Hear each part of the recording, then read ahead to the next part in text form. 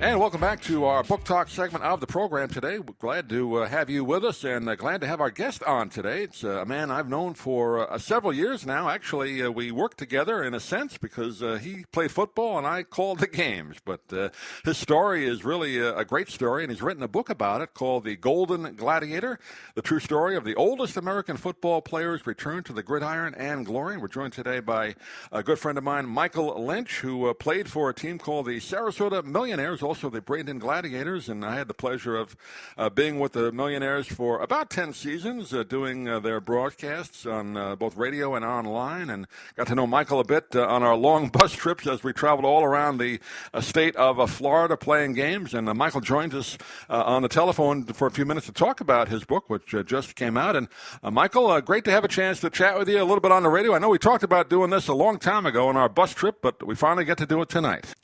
Doug, we go back a long time, a little bit of history. I remember when I came down in 2013 to research playing for one of these semi-pro teams.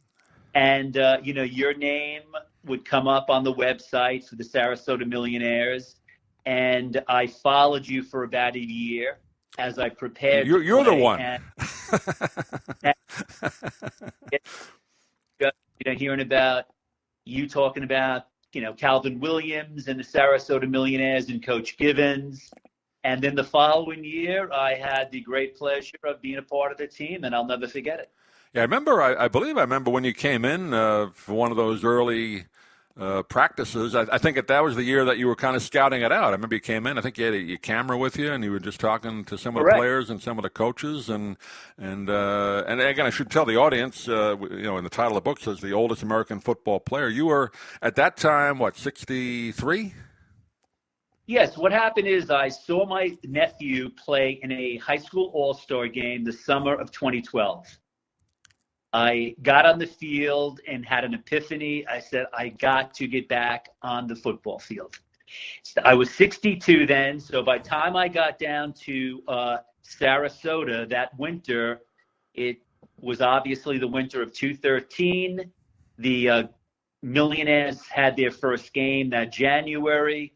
I stopped by a bunch of practices. I went to a bunch of games. And at that time, I really was not telling anybody what my intentions were because I didn't know if I'd be able to pull it off. I didn't know if they would let me try to pull it off. But I talked to Calvin the last week of, I think it was April, as the season was ending and they were getting into the playoffs and I was heading back to New York. And I asked him, Calvin, look, I'd like to come out for the team next year. And he goes, Mike, look, you're going to be 20 years older than everyone. And I said, no, Calvin, I'm going to be 40 years older. But still, and he said, Mike, look, if you can get through our combine, we'll get you a game jersey for the practices.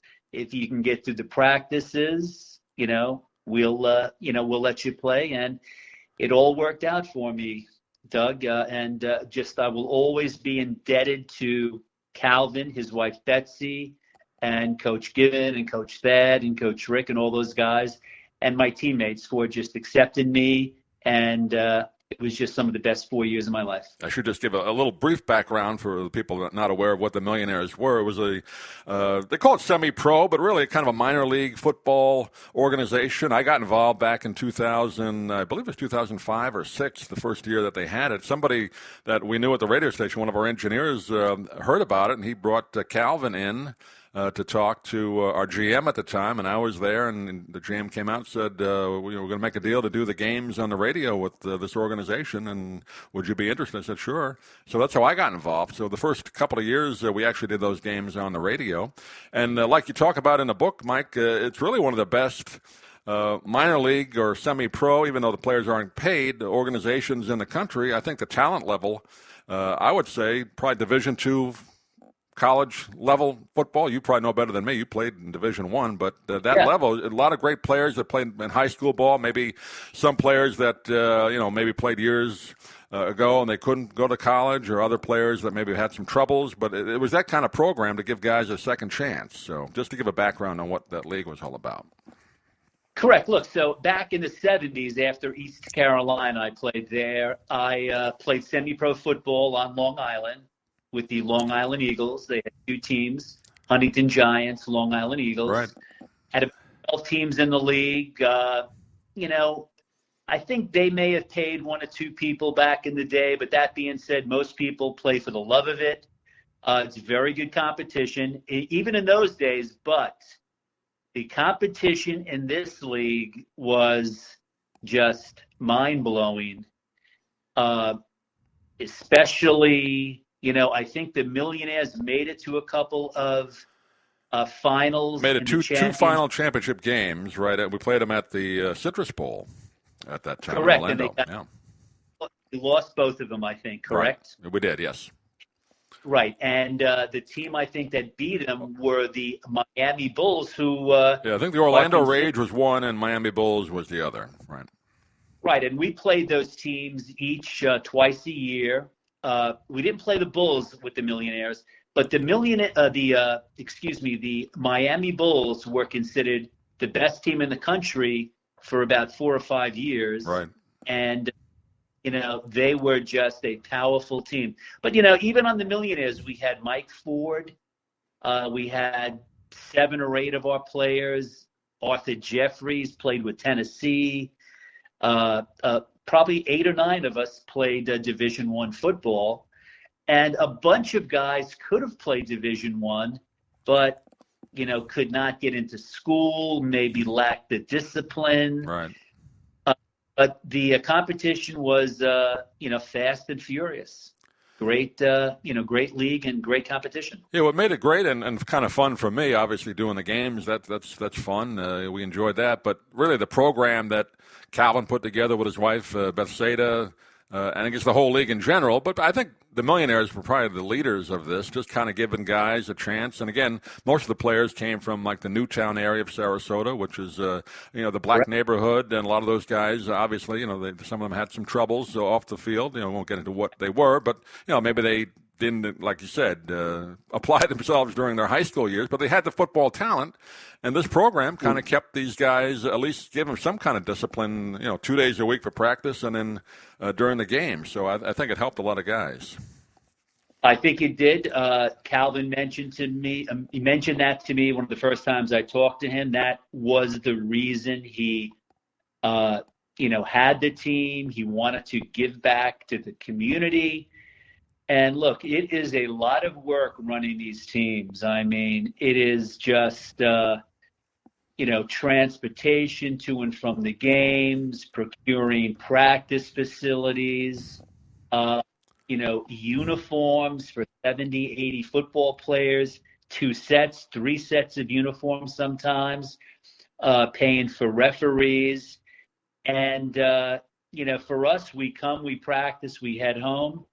Calvin and Betsy, and for the people who ran the Southwest Florida Gladiators, Derek and Rose Greenwood, the same thing. It's a lot of thankless work, but they do a great job, and you really have to have a passion for doing it. And Calvin and Betsy and Derek and Rose had and have the passion for that.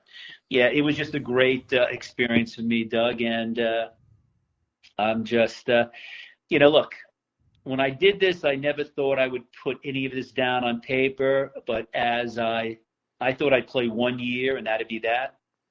But I wound up playing 3 more after that first year. I thought I had some great stories to tell, and that's why I put all this down. It took me about 5 years to write this book, but hopefully when people read it, they'll think it's a good book, and I think it is. It's been reviewed several times, 5-star reviews, and some people who have read it think it's a nice little read. Yeah, I read it. I would have read it anyway if I'd even know you, but it was a fun read because I remember a lot of it.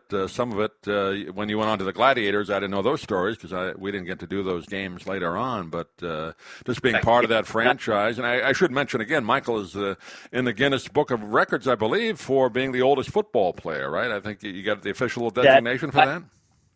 Yeah, correct. So it was I was 68 and a half that last year when I believe it was the last day of March 2018. I actually caught a touchdown pass. Right. We finished up about a month later. We won the championship. And some people on the team and the organization said, hey, let's look into this Guinness Book of World Records. My brother Dennis got involved in it. And literally, it was a 10-month vetting situation. They do not let anything get by them. I think the gentleman before me was around 58 or 59 who had that distinction. So I beat him by 10 or 11 Pretty years. good. And look, one of these days, someone will have it again. I think a lot of people could do this, Doug, at that age.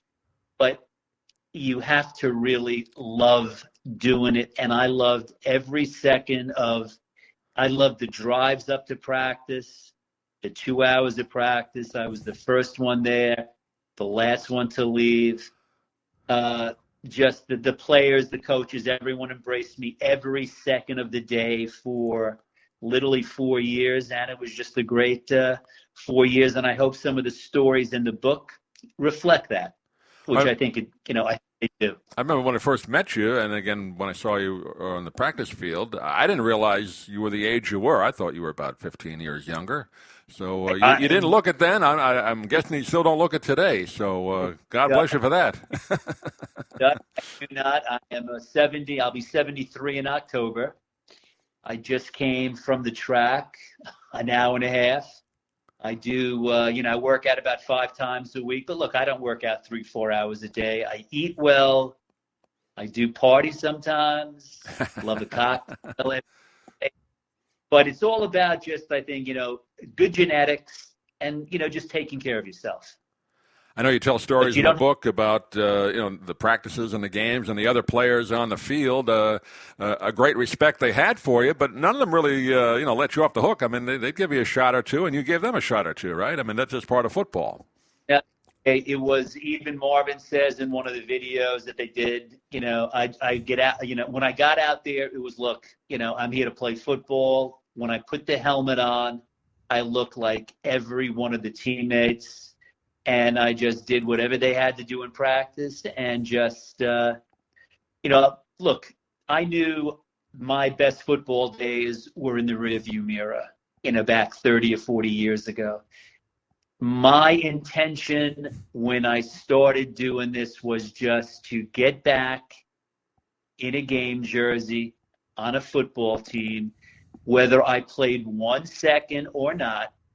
I just wanted to be the best teammate I possibly could be. And that's all that mattered to me. And thankfully, in the 4 years I played, I was on the field for about 10 offensive plays only. Mm-hmm. But I was on the field, I think out of the 50 games in the 4 years, there was only 2 games I didn't play in. But there were some games I played 12, 13, 14 plays because I would get on the special teams. Special teams, the right. Punt team, the kickoff team, the kick return team, extra points, field goals. Every time the special teams are out there, if someone shouted out, "We need one more guy," I would be the first on the field. And that's how most of my licks in on special teams. And there's a video, and I had forgotten about it because I knew you got a 2-point conversion until I read the book. There's a video on YouTube, so I went and looked at it. So I'm glad there's some of it on YouTube that they can see you. Yeah, if anybody wants to look at the website I had as a companion to the book, it's www.thegoldengladiator.com. But there's a lot of pictures, a couple of 100 pictures in the gallery. There are a couple of the videos. There's me catching the 2-point conversion back in 2014. And then there's me missing a touchdown pass.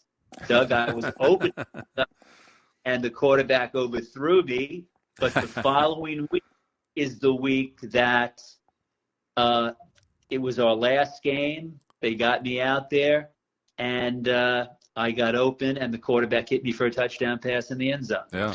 But all those videos are on the website. If people just want to look at the videos, there's a bunch of articles from the book. and there's some articles that aren't in the book that I just wanted to put on the website.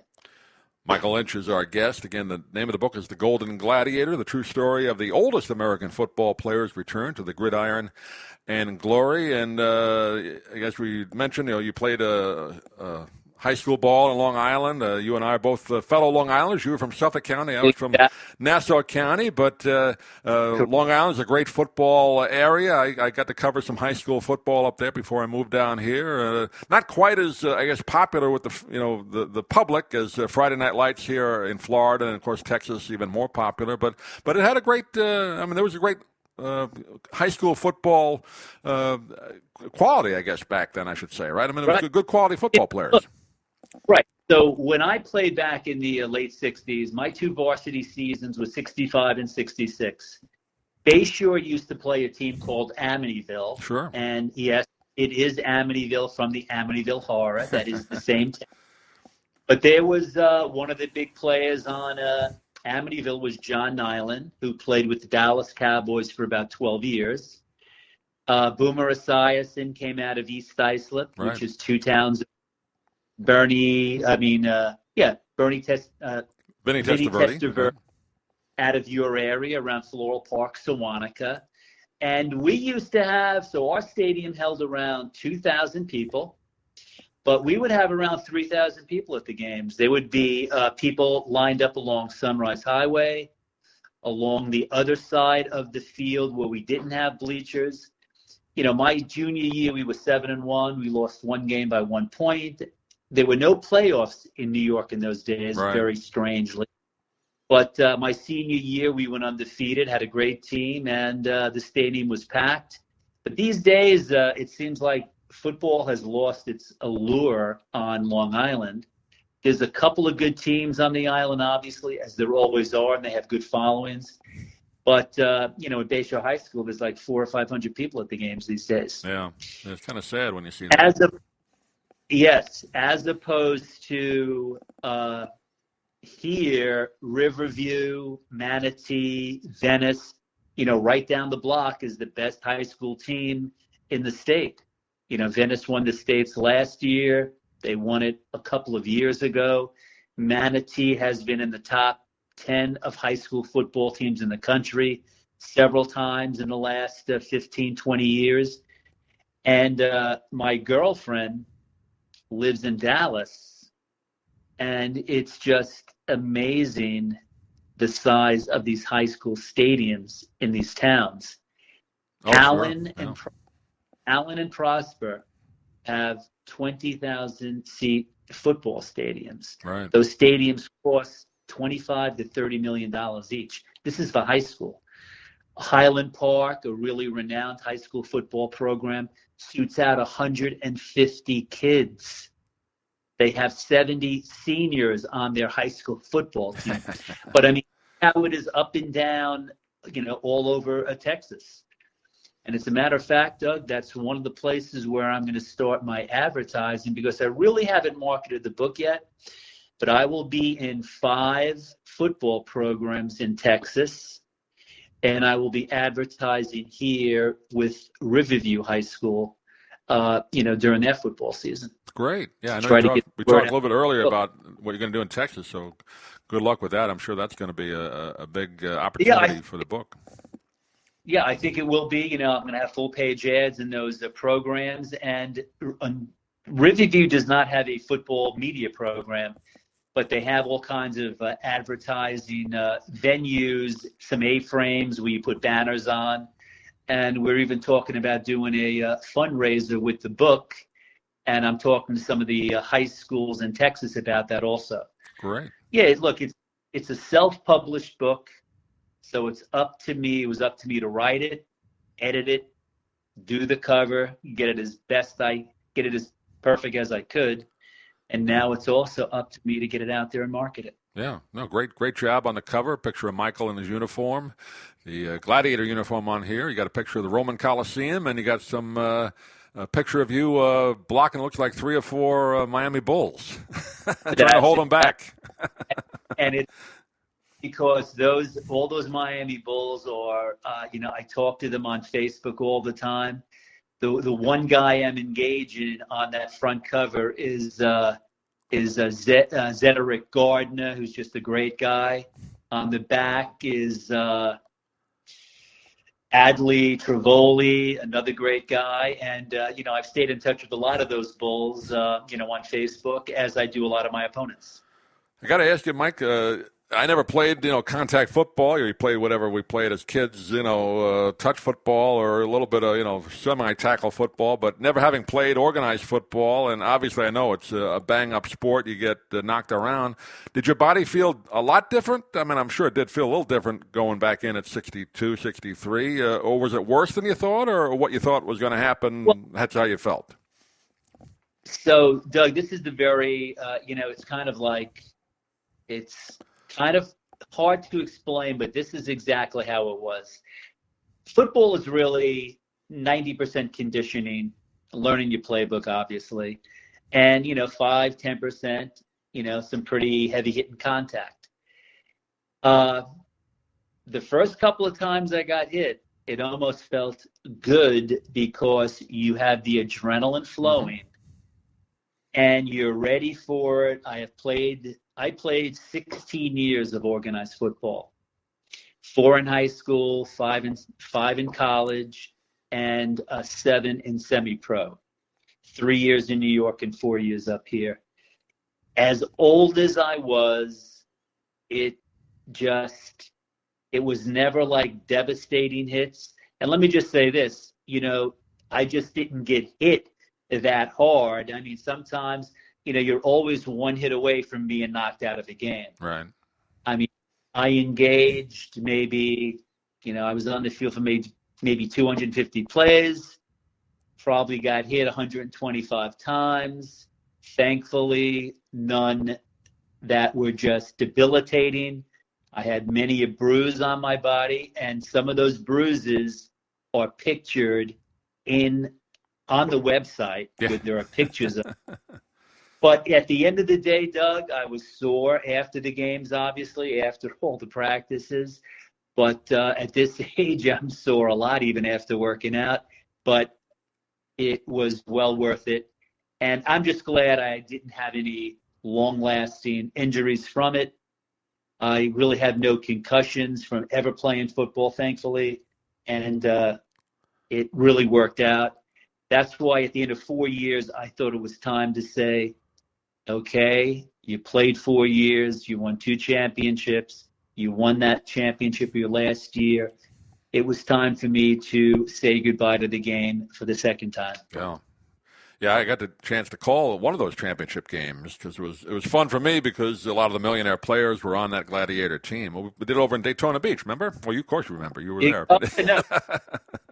Well, Calvin was the commissioner of the league, Calvin Williams. Right. He had given up the millionaires that year, and a bunch of us went up to Bradenton to play with the Gladiators, and they had changed their name to the Southwest Florida Gladiators. And we were lucky enough to make it to the finals and beat the Miami Bulls, who were considered the national champions of semi-pro football. That game is actually still up on YouTube. If anybody wants to watch that. Oh, yeah. The whole game is up there. We did a live stream on YouTube. It was a lot of fun. Not a bad stadium either. It was that was a fun weekend. It was. I'll never forget it, and it was nice going back 3 years later in 2018, same stadium.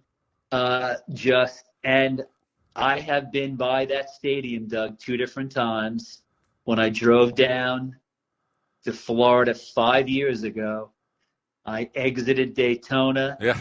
I think it was this time 6 years ago, and walked that field for probably an hour, just waking up the echoes, man. It was just a great feeling. I was the only body in that stadium. The gate was open because that's where Bethune-Cookman plays their football. Oh, sure. Right. Yeah, that's the stadium. That's the Bethune-Cookman. They're in Daytona. And I believe they did the high school championships there a couple of years ago, too. They moved them out of the Citrus Bowl. Yeah, right. I mean, they've very nice stadium, and it was just some great memories. Yeah, that was a lot of fun. And again, if you want to see Michael, it's not a great picture on it, but you can at least see, hear the game and see some of the highlights. That was a wild game because the Gladiators got out to a huge lead in that. I mean, it looked like they were going to. Well, they did. You did run them out of the building. They came back a little bit, but they never really had a chance. And it was a wild. I think it was like 55 to 28, something like that. It was 52-28, and right. I mentioned times in my book. Before that game, the Bulls, and we were kind of loud and outrageous ourselves, but the Bulls they were going for their third straight championship. They were posting on YouTube during the pre-games that they were going to literally kick the living SHIT Oh, really? out. I wish I'd known that. I might have mentioned that. And this is the score at halftime was 38-0. Right. The Southwest Florida Gladiators. We were beating them. We scored. I think we put up 21 in the first. First quarter was I think the first 3 possessions you scored. Yeah. Right. We scored. We blocked the punt. We scored. And then we scored, intercepted a pass. All of a sudden, we look up on the scoreboard, and it was 38-0. But we still in the locker room. Well, our quarterback, I have to mention him, Dwayne the Rooster Shannon, was a great talent. And that was the best game I ever saw anyone play in a football uniform pertaining to the talent on the field at that time. And there are YouTube videos. If you go to Miami Bulls vs. Southwest Florida Gladiators, there's 4 or 5 videos of that game, and you will see the quarterback, Dwayne the Rooster Shannon, basically have a game, of a lifetime. Yeah. They couldn't catch him. He completed all his passes. He outran him. He out-juked him. He did everything. And that's one of the big reasons we won that game. The defense was good, but we still let up 28 points, but we put up 52. Yeah. Yeah, that was a lot of fun. Great game. Yeah. That it was. Michael Lynch got a lot of nice. Yeah, go ahead. Sorry. I said I got a lot of nice hardware from those 4 years. We got 2 conference rings, and we got 2 league championship rings. Yeah, great memories to have. And Michael Lynch is our guest. Before we wrap it up, just want to give Michael just a little bit of Michael's background. Obviously, you didn't play football for that 40 years in between. You kind of ran a very successful sports business on Long Island, right? With the different fields that you managed, Correct. Different leagues, softball leagues mostly, right? So, it's like down here they have all these soccer and softball leagues, and they have all these leagues for kids and adults. So on Long Island, with literally 3 million people on Long Island, I ran for 25 years the biggest softball league on Long Island, adult softball league. The geographic area was from the Queens-Nassau border out to Brookhaven, which was 50 miles. And, all the way from Northport to Bayshore. So over 25 years, I think I had about 4,500 teams play in that league. It was nonstop work, but I had 3 months off every year and would come down here in winter. And that's how I got turned on to Sarasota in this area. And it was, a lot of work, but I made some good money and always stayed in shape, Doug, for the 40 years I didn't play football, but really had to turn it up for the year before I went out for the team. In the 4 years I did play, I worked out constantly. Yeah. Yeah, softball, like I told you before we went on, I played in a church league for a few years. Huge up in Long Island. That's big. Not as doesn't seem like there's that many teams down here unless I haven't heard about it. So that's really kind of a New York thing, isn't it? When I came down here, I think the reason is the temperatures, because it's mostly men from 30 to 60 that play softball up in Long Island. So we're talking about slow pitch softball mostly. Exactly. It was slow pitch. Every league I had was slow pitch. I think it has something to do with the weather maybe down here. Who wants to muster at 9 o'clock in the morning when it's 110 degrees out in the summer softball? But that being said, they have a couple of softball leagues down here. But on Long Island, I mean, there were literally, I averaged around 170 teams a year. There were probably another 2 or 3 big leagues that had about the same amount of teams. I mean, it was just, there's 3 million people. Suffolk County has 1.5 million people. Nassau has about 2 million people. It was just teams all over the place. Now, how did you do that before really the internet and computers? How did you basically did that as a one-man operation for the most part, didn't you? One-man operation. It was, I knew when I got into it, it was going to be literally every day, 7 days a week, 10, 12 hours a day, if I was thinking about making a good living off it and having. And that was your only job, right? I mean, that was your job. You didn't have another job. Only job. Yeah. So it was 9 months a year for 25 years. Thankfully, I did have like December, January off because it's too cold to play. But they started playing in early spring leagues at March 1st. Right.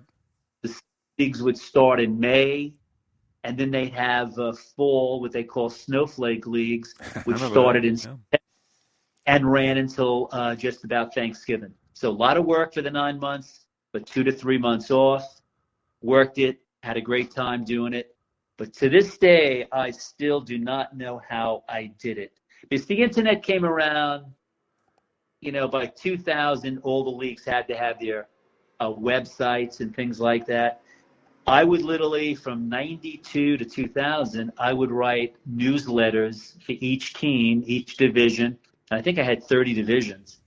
And I would literally, write them on a typewriter, write them up, statistics, all the standings for like 170 teams, and mail it out to every manager every week.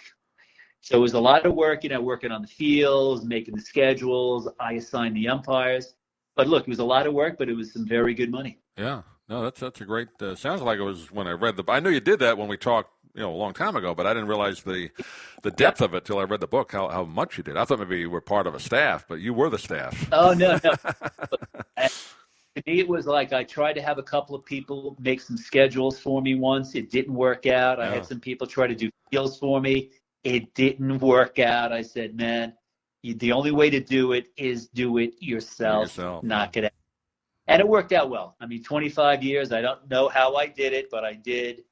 And now the team, there's 2 leagues up in Long Island. They say there's less teams playing because back, even when I was leaving Long Island 6 years ago, you just never saw kids playing baseball on the streets anymore. No, I've said that down here.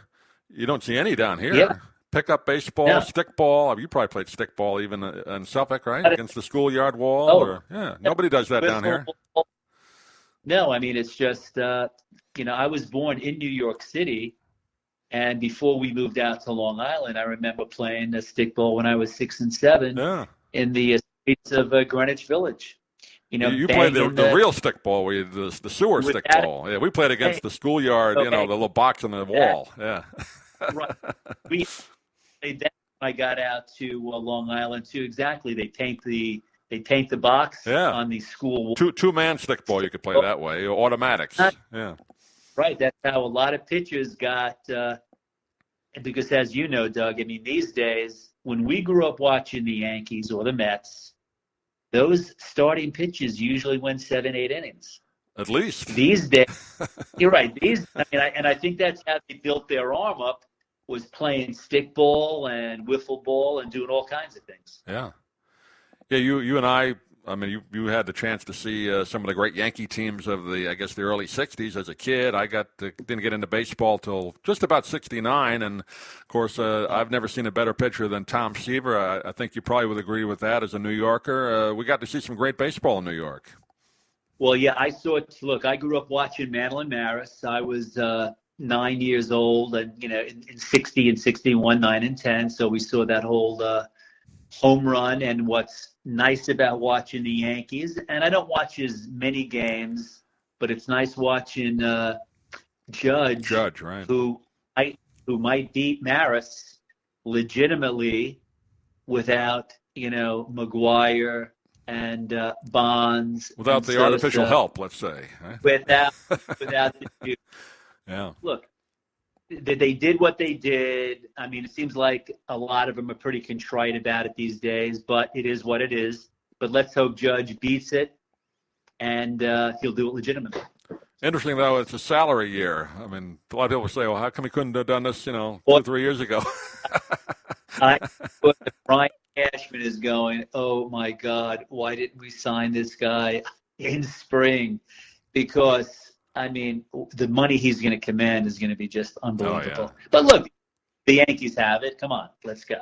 That's it. And again, we won't tell the story tonight, but we want to have the people read the book, The Golden Gladiator. Michael has some great stories about his life, and you went through some tough times. We won't get into it in detail now, but that really kind of molded you, I think, early on in your young adult years. That I think that really, if you hadn't gone through that, maybe you wouldn't have been as successful. So would you agree with that?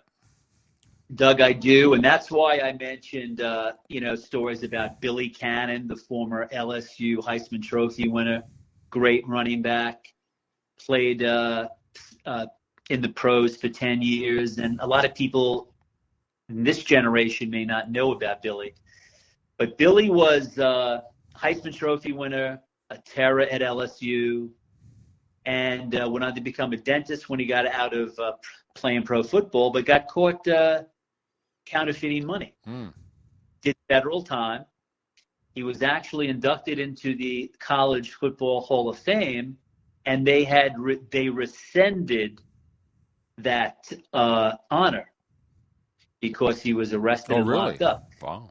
Yes. When he got out of when he got out of prison, he took over the medical dentistry at Angola Penitentiary, revamped all of Louisiana's prison system medical facilities, and really redeemed himself in the end.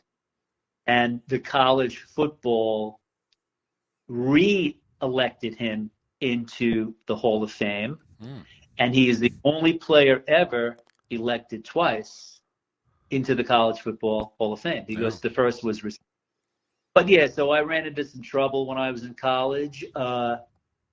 It's a good story. We want people to read about that because it's a big part of your life. It's an important part of your life, but it's not. But it helped you. I think it helped you in the long run, obviously. With that, it was all about redemption. Sometimes it's like, hey, okay, so this is what it's about. Dig in, make it right, and do better from here. So I think that people will enjoy reading about it. And it has something to do with football, too, because it pertains to playing football. Yeah, no doubt. The Golden Gladiator, the true story of the oldest American football players' return to the gridiron and glory. And we've been talking with Michael Lynch tonight. And, Michael, I know you mentioned a website about the book. I guess it's available at all the sites. We're going to put a link on our website as well with this particular podcast that you'll feel free to post it wherever you like. We post it on all our platforms. But any place else you want to direct people to? Well, yeah, the website is www.thegoldengladiator.com, which is a great companion to the book. If people don't want to buy the book, they can go to the website and just get a lot of information about my journey. There's a couple of hundred photos. There's a bunch of videos. There's a couple of reviews for the book on it. Thankfully, it's been reviewed twice by two outside literary organizations, and they both have given me 5-star reviews, Literary Titan and The Book Connection, and I'm in the process now of just getting this thing going. Great. And we want people to buy the book because it's going to be helpful to a lot of people. So we encourage that. And, Michael, I know it's been a while since we chatted, but let's not make it a one-time only. Let's, periodically, we can just talk sports, or maybe if you have an update on the book, let's do something down the road, maybe beginning of next year. But let's keep in touch, huh? Doug will definitely do that. And I want to say this to a lot of people who may know me. It has been it was 5 years writing this book, and it was literally, the writing it, the editing in it. I didn't do that. I paid to have two very good editors do it. But it was a long, long process, 40, 50 hours a week. Everyone else works. But now I have time on my hands, Doug, and I promise you, I'll never forget you because I relate to you from the very beginning of this journey. You know, I mention you in the book, obviously, because, you know, you and Calvin and Coach Givens and those Sarasota millionaires, you go into those practices the year before I played. I will just never forget that time. And because I didn't know if I'd be able to make the team, I didn't know if I'd be able to pull it off when I got on the field, but I would have kicked myself in the behind if I didn't give it a try. Yeah. And I'm glad the book is it's the same thing. You know, it's all about a journey, getting it done. And I think people will really enjoy the book. And Doug, we will stay in touch. I promise you that, my friend. Well, I know we got along because we're both Long Island guys. That's the main reason. Hey, we understand things that other people don't get, I think. No, hey, Doug, you're one of the good teams, buddy. I'll never forget you, my friend. Michael, hang on if you will. We want to thank him once again, Michael Lynch, and we'll take a short break, and we'll be right back.